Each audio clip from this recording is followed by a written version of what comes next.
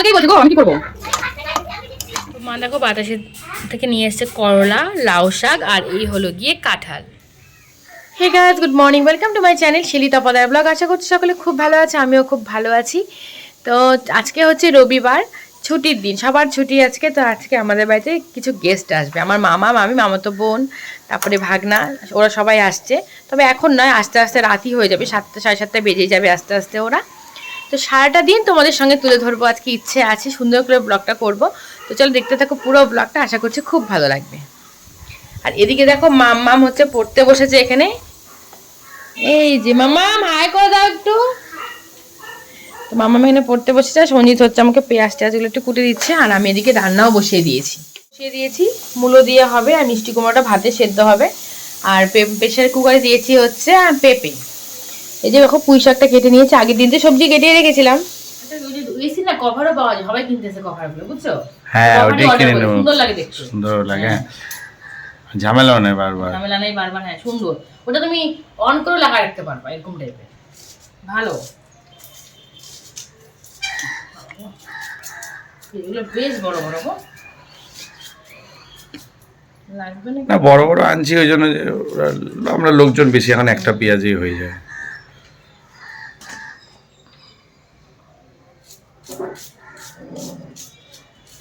না পাঠার মাংসে তো মানে পেঁয়াজটা একটু কমই দেয়।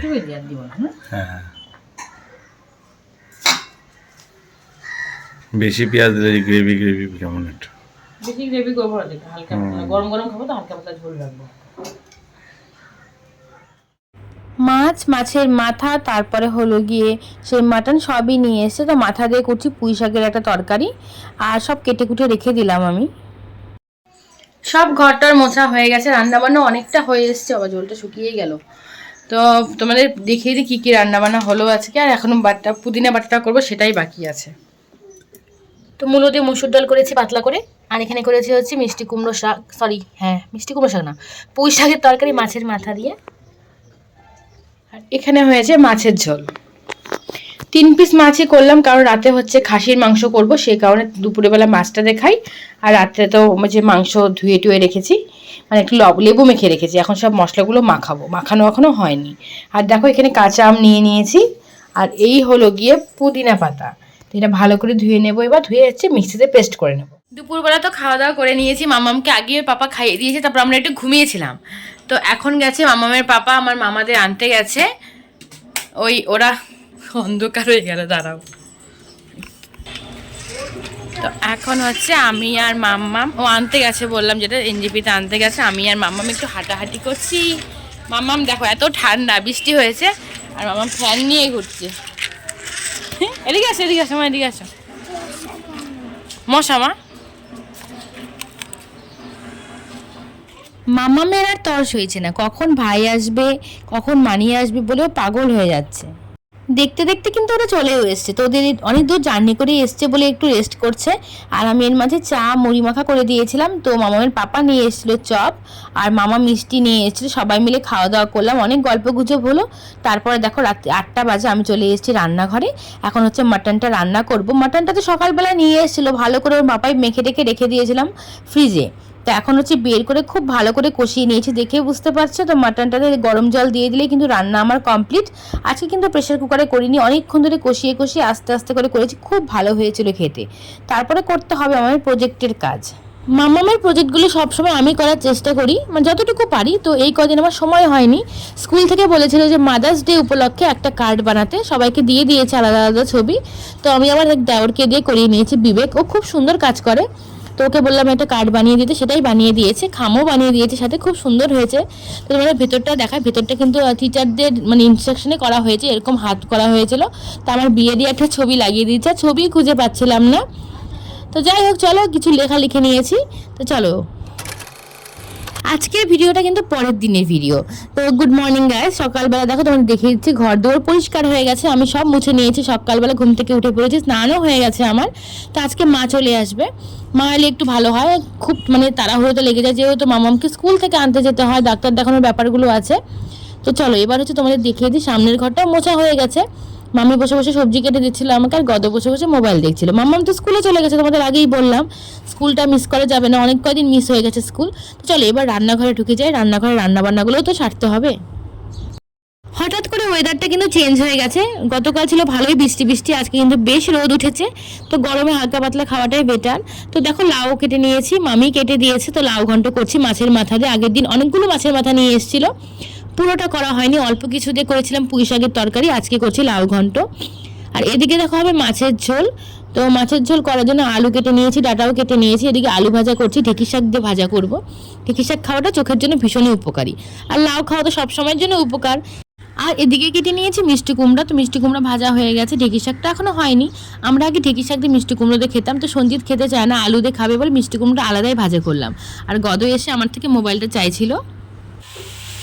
লাউ ঘন্টটা কমপ্লিট হয়ে গেছে।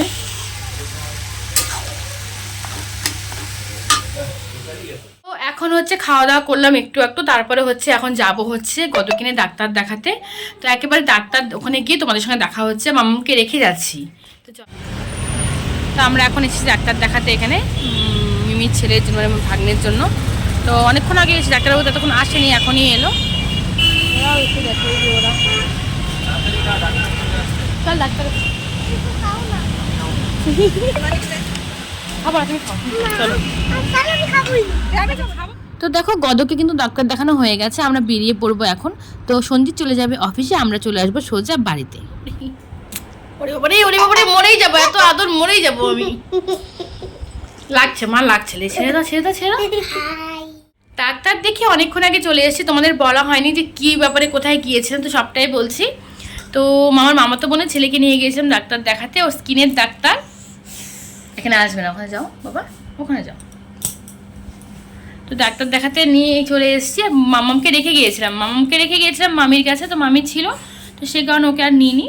তো এখন হচ্ছে আমি আছি, মামি আর মামা গেছে। কি মশা না, ধরতে পারছে না ফোনটা। তো এখন হচ্ছে আমি ওদেরকে একটু ম্যাগি বানিয়ে দেবো, খিদে পেয়ে গেছে। থাক বাবা থাক। তারপরে হচ্ছে এখন দুষ্টুমি করছে ওরা, তো আমাকে তো থাকতেই হবে, আমি এখন গেলে পরে ওদেরকে দেখবে। মাও চলে আসছে বাড়িতে যদিও। তো মা হচ্ছে বাতাসি থেকে কী কী নিয়ে এসছে তোমাদের দেখাই, দাঁড়াও। দেখো বাতাসি থেকে নিয়ে এসছে করলা, লাউ শাক, আর এই হলো গিয়ে কাঁঠাল। এই যে দুধ, একদম খাঁটি গরুর দুধ, দেখছো? ডিমের মতো হলে কি হচ্ছে? এটা তো এমন হইতেই হবে। হইতে কি হবে? হবে না। বাবা ভীষণ টায়ার্ড আজকে। কেন হবে না? ম্যাম বলছে। মামাকে পড়াতে বসিয়েছি এখন, আর হচ্ছে গদ বসে বসে দুষ্টুমি করছে। বাবা তুমি তাড়াতাড়ি লিখে নাও, তারপরে হচ্ছে বাবা পিৎজা নিয়ে আসবে, পিৎজা খাবে। হ্যাঁ, তো এদিকে দেখো মাম্মাম এখানে পড়তে বসেছে, আর গদ হচ্ছে বসে বসে খেলছে। মামা হোম টাস্কগুলো করে নিচ্ছে এখন, যেহেতু হোম টাস্ক কালকে স্কুলে যেতে হবে। স্কুলে কালকে ওদের মাদার্স ডে সেলিব্রেশন হবে। আজকে তো তোমরা দেখলেই কার্ডটা বানিয়ে দিলাম আমি, যদিও আমি বানাইনি, ওই বিবেক বানিয়ে দিয়েছে। যাই হোক, আমি একটু ডেকোরেশন করে দিয়েছি কার্ডটার মধ্যে।